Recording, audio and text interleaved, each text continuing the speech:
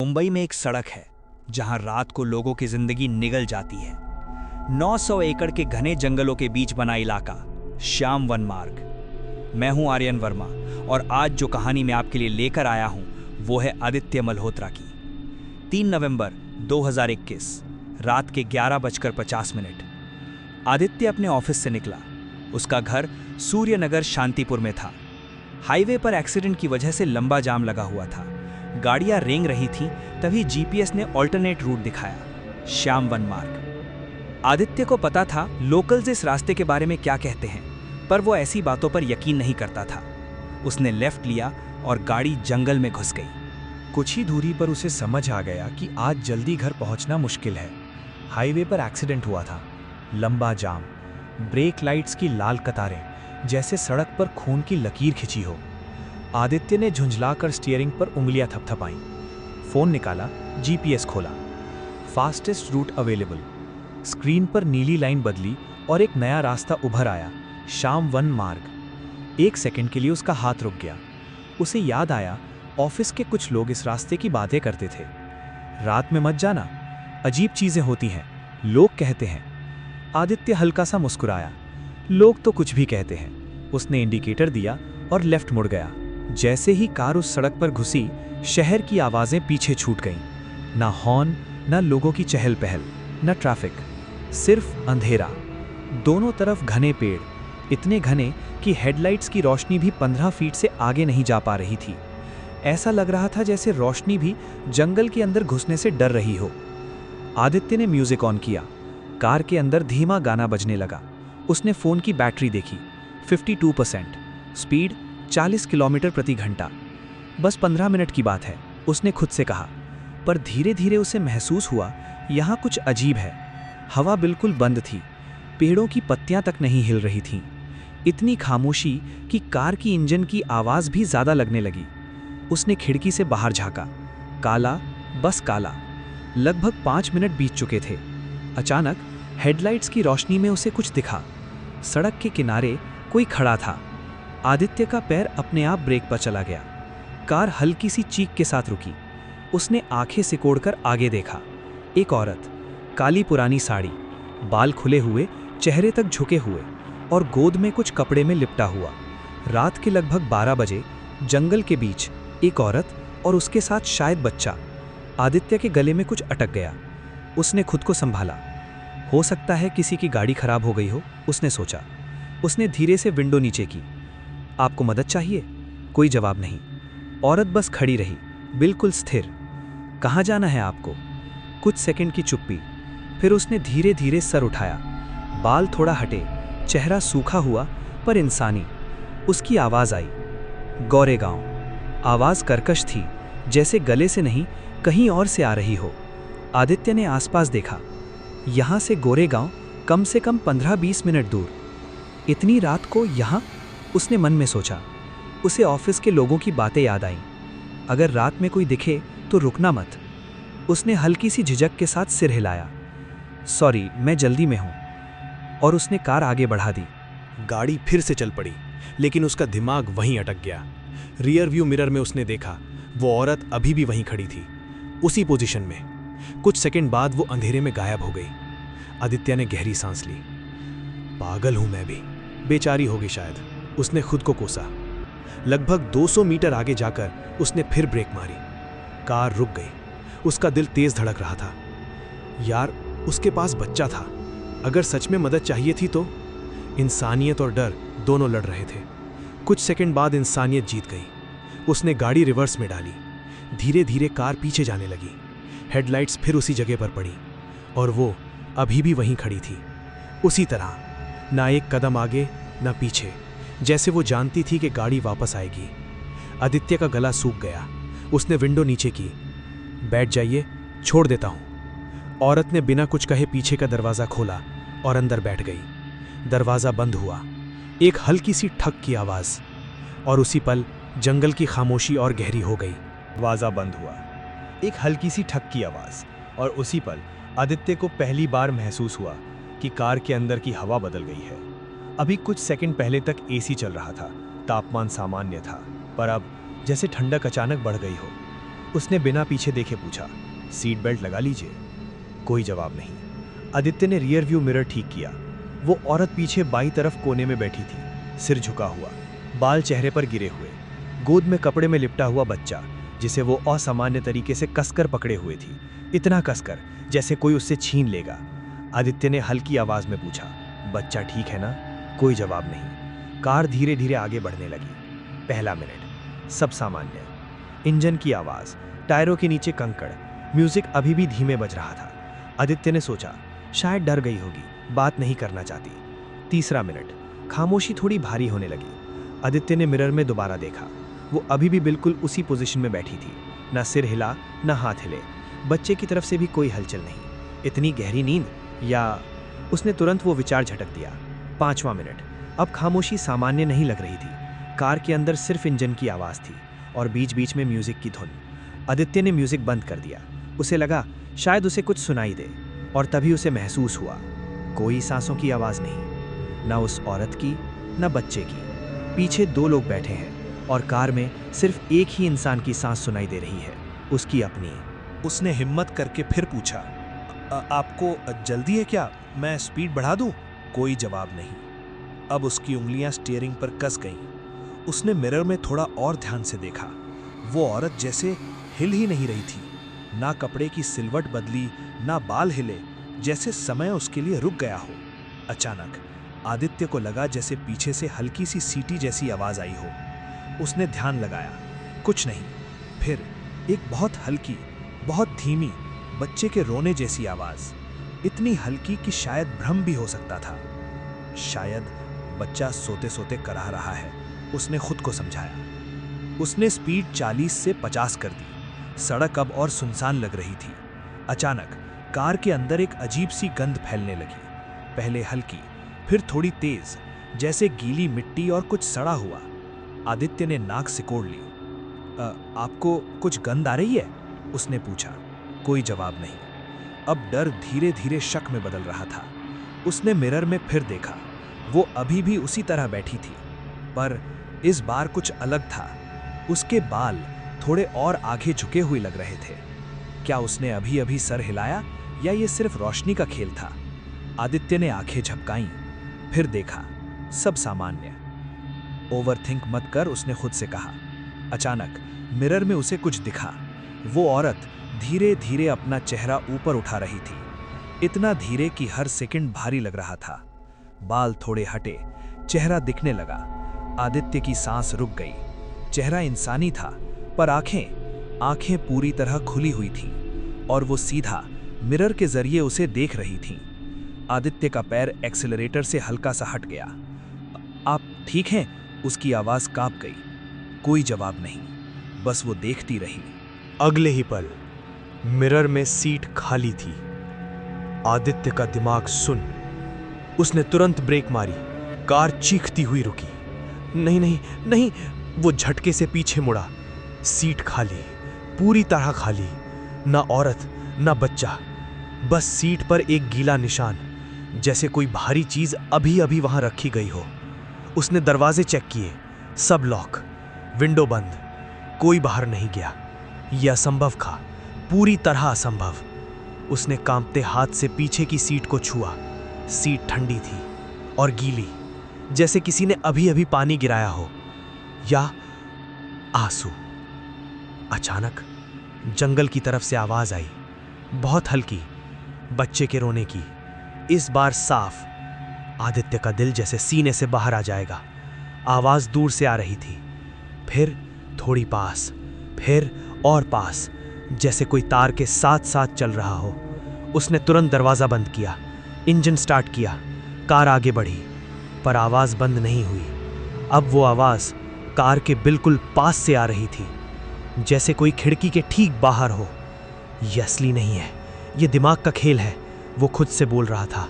Speed 60, 70, 80, पर आवाज उतनी ही साफ, उतनी ही पास। अब रोना नहीं, हल्की हंसी भी मिल गई थी उसमें, एक अजीब टूटी हुई औरत जैसी हंसी। आदित्य ने कांपते हाथ से मिरर में देखा, पीछे की सीट अभी भी खाली, पर इस बार सीट के बीच में वही कपड़ा रखा था जिसमें बच्चा लिपटा था। धीरे धीरे वो कपड़ा खुद ब खुद हिल रहा था, जैसे अंदर कुछ है।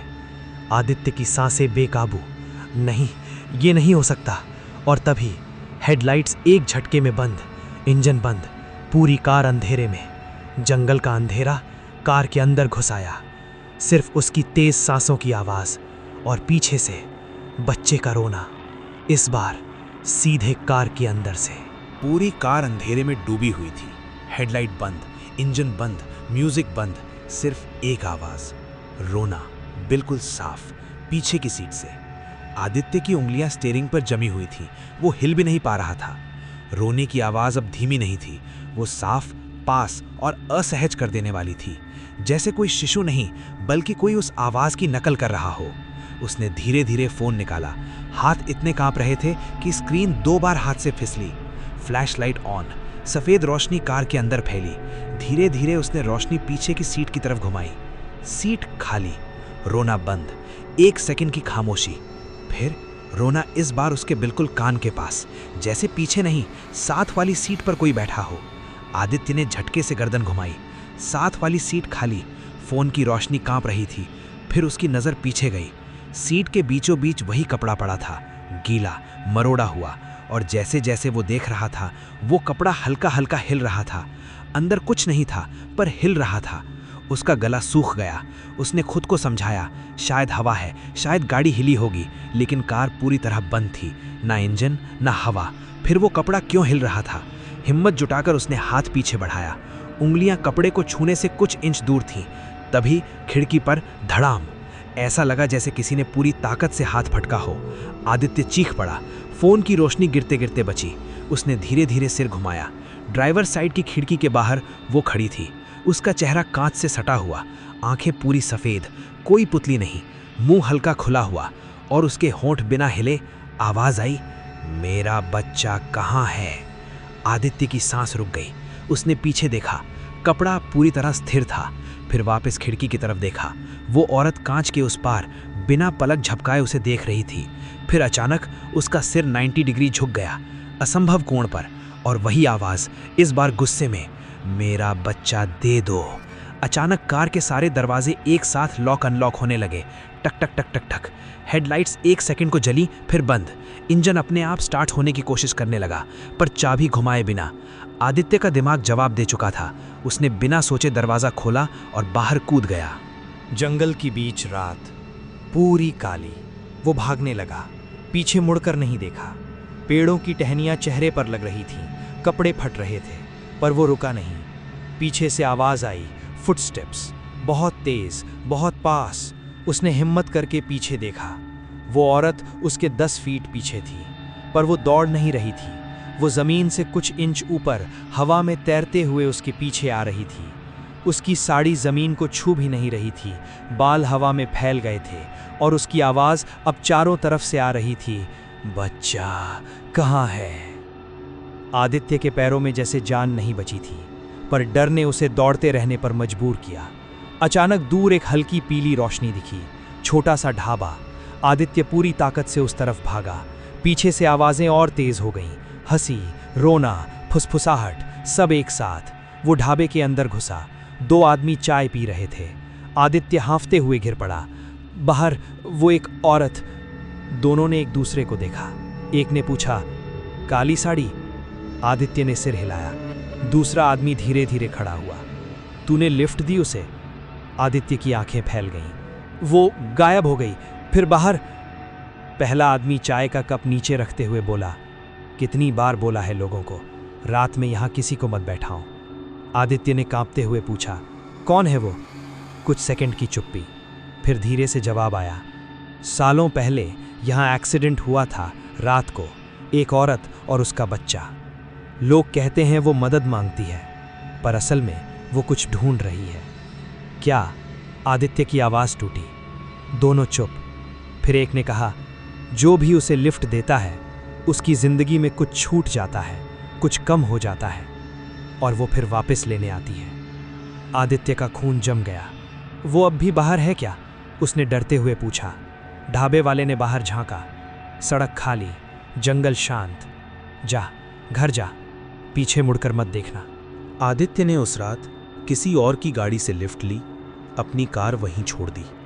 रात के 3 बजे वो घर पहुंचा, दरवाज़ा बंद किया, लाइट ऑन, कमरा सामान्य, सब ठीक।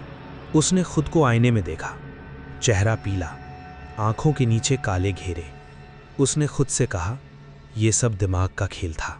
वो बिस्तर पर लेट गया, आंखें बंद की, और तभी बहुत हल्की आवाज, रोना।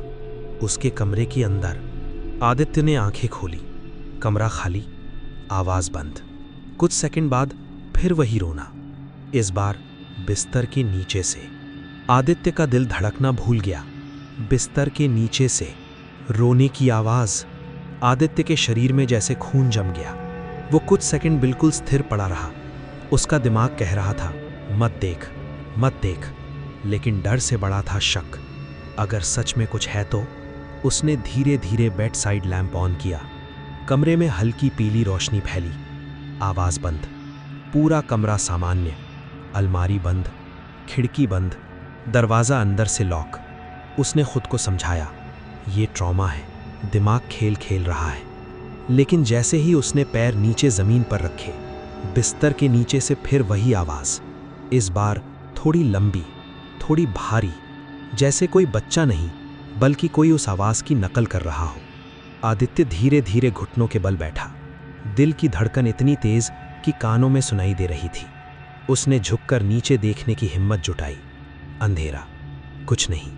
उसने फ़ोन की फ्लैशलाइट ऑन की और रोशनी बेड के नीचे डाली। धूल, पुराना जूता, एक खाली बॉक्स, कुछ नहीं। रोना बंद। वो सीधा बैठ गया। बस, बहुत हो गया, उसने खुद से कहा। उस रात वो लाइट ऑन करके ही सोया। अगले दिन सुबह सब सामान्य था। सूरज की रोशनी में रात की घटनाएं थोड़ी कम डरावनी लगती हैं। उसने ढाबे वाले की मदद से अपनी कार टो करवाई। जब कार घर के नीचे आई, उसका दिल फिर तेज हो गया। कार बिल्कुल सामान्य दिख रही थी, जैसे कुछ हुआ ही नहीं। उसने हिम्मत करके पीछे का दरवाज़ा खोला। सीट सूखी थी, कोई गीला निशान नहीं, कोई कपड़ा नहीं, कुछ भी नहीं। देखा, दिमाग का खेल था। उसने खुद को फिर समझाया। लेकिन रात कभी इतनी आसानी से हार नहीं मानती। उस रात 2:30 बजे फिर वही आवाज। इस बार खिड़की के बाहर से। आदित्य बिस्तर पर बैठ गया। आवाज धीरे धीरे तेज हो रही थी, जैसे कोई नीचे सड़क पर खड़ा होकर रो रहा हो। वो खिड़की के पास गया, पर्दे हटाए। नीचे सड़क खाली, एक स्ट्रीट लाइट टिमटिमा रही थी। आवाज बंद। उसने राहत की सांस ली। जैसे ही वो वापस मुड़ा, आवाज इस बार ऊपर से, छत से। धीरे धीरे कुछ घिसटने की आवाज, जैसे कोई रेंग रहा हो। उसकी सांस अटक गई। उसने ऊपर देखा, सिर्फ छत, पर आवाज जारी। धीरे धीरे वो आवाज कमरे के चारों कोनों से आने लगी। खिड़की, दरवाजा, अलमारी, और आखिर में बिल्कुल उसके पीछे से, मेरा बच्चा। आदित्य जड़ हो गया। कमरा खाली था, पर आवाज साफ। 1 हफ्ता, अगले 7 दिन उसकी जिंदगी नरक बन गए। हर रात ठीक 2:30 बजे, पहले रोना, फिर फुसफुसाहट, फिर वो सवाल, मेरा बच्चा कहाँ है। वो सो नहीं पा रहा था। आंखों के नीचे काले घेरे गहरे होते जा रहे थे। ऑफिस में ध्यान नहीं लग रहा था। एक बार तो उसने मीटिंग के बीच में साफ सुना, पीछे देखो। उसने तुरंत मुड़कर देखा, पीछे कोई नहीं, लेकिन उसके केबिन के शीशे पर हल्की सी नमी, जैसे किसी ने अंदर से सांस छोड़ी हो। डॉक्टर। आखिरकार उसने एक साइकेट्रिस्ट से मिलने का फैसला किया। डॉक्टर ने ध्यान से सब सुना, फिर कहा, आपने ट्रॉमेटिक एक्सपीरियंस फेस किया है। दिमाग उस डर को प्रोसेस नहीं कर पा रहा। दवाइयाँ दी गई, नींद की गोलियाँ, एंग्जाइटी कंट्रोल करने वाली मेडिसिन। पहली रात गोलियाँ खाकर वो गहरी नींद में गया। कोई आवाज़ नहीं। दूसरी रात भी शांति। तीसरी रात ठीक 2:30 बजे उसकी नींद खुली। कमरा अंधेरा, लाइट बंद, जबकि वो लाइट ऑन करके सोया था। उसने हिलने की कोशिश की, पर शरीर सुन्न। नींद खुली हुई, पर शरीर हिल नहीं रहा। Sleep paralysis. उसने सुना था इसके बारे में, पर इस बार आवाज बिल्कुल कान के पास, तुम लेकर आए थे। उसकी आंखें फटी रह गईं। धीरे धीरे उसने गर्दन घुमाई। बिस्तर के कोने पर कोई बैठा था। काली साड़ी, झुका हुआ सर, गोद में कपड़ा। आदित्य चीखना चाहता था, आवाज नहीं निकली। वो औरत धीरे धीरे सर उठाने लगी, आंखें सफेद, मेरा बच्चा। और अचानक उसका शरीर हिलने लगा, जैसे किसी ने पकड़ लिया हो। उसने पूरी ताकत से झटका मारा और अगले ही सेकंड वो बिस्तर से नीचे गिरा। लाइट ऑन थी, कमरा खाली, वो पसीने में भीगा हुआ। सच्चाई, अगले दिन वो फिर उसी ढाबे पर गया। दिन का समय, सब सामान्य। उसने ढाबे वाले से पूछा, उस एक्सीडेंट की पूरी कहानी क्या थी? ढाबे वाला कुछ देर चुप रहा, फिर बोला, कई साल पहले एक कार यहां पलटी थी। रात को एक औरत और उसका छोटा बच्चा। लोग कहते हैं वो मदद मांग रही थी, पर कोई नहीं रुका। सुबह जब पुलिस आई, बच्चा नहीं मिला। आदित्य का गला सूख गया। मतलब बच्चा कभी नहीं मिला। कुछ सेकंड की खामोशी, फिर ढाबे वाले ने धीमे से कहा, शायद वो अब भी ढूंढ रही है। अंतिम रात। उस रात आदित्य ने फैसला किया, भागना बंद, डरना बंद। अगर ये खत्म करना है तो सामना करना होगा। ठीक 2:25 वो जाग रहा था। कमरा अंधेरा। 2:30 बजे रोना शुरू। इस बार उसने आंखें बंद नहीं की। वो बोला, मैंने तुम्हारा बच्चा नहीं लिया। आवाज बंद। कुछ सेकंड बाद दरवाजा अपने आप खुला। हवा नहीं थी, फिर भी पर्दे हिले। कमरे के बीच में वो खड़ी थी, धीरे धीरे आगे बढ़ी। तुम लेकर आए थे, आदित्य ने कांपते हुए कहा। मैंने सिर्फ लिफ्ट दी थी। उसकी आवाज टूटी। मुझे नहीं पता तुम्हारा बच्चा कहाँ है। कुछ सेकंड की चुप्पी, फिर उसकी आंखों से काले पानी जैसी धार नीचे बहने लगी। तुमने दरवाजा खोला। आदित्य समझ नहीं पाया। दरवाजा जिसे कोई नहीं खोलता। अचानक आदित्य के दिमाग में वो पल चमका जब उसने गाड़ी रिवर्स की थी। वो मोड़, वो फैसला, वो दया। शायद वो मदद नहीं मांग रही थी, शायद वो इंतजार कर रही थी किसी के रुकने का। जैसे ही उसने उसे बिठाया, कुछ अंदर आया, कुछ जो उस सड़क से बाहर नहीं निकल सकता था। उसकी सांस रुकने लगी, कमरे की हवा भारी। वो औरत उसके बिल्कुल सामने। अब तुम जाओगे। और अचानक सब काला। अगली सुबह पड़ोसियों ने दरवाजा तोड़ा। आदित्य फर्श पर पड़ा था, जिंदा पर बेहोश। उसे अस्पताल ले जाया गया। डॉक्टरों ने कहा शायद नर्वस ब्रेकडाउन। लेकिन जब वो होश में आया तो उसने सिर्फ एक बात कही, दरवाजा बंद रखना। आज भी शाम 1 मार्ग पर रात 11 बजे के बाद कभी कभी एक औरत दिखाई देती है। काली साड़ी, गोद में कुछ लिपटा हुआ। लिफ्ट मांगती नहीं, बस खड़ी रहती है। और जो रुक जाता है वो फिर कभी पहले जैसा नहीं रहता। अगर आपको ये कहानी अच्छी लगी हो तो वीडियो को लाइक करें। ऐसी और डरावनी कहानियां सुनने के लिए हमारे चैनल को सब्सक्राइब करें और कमेंट में जरूर बताएं आपको कहानी कैसी लगी। धन्यवाद।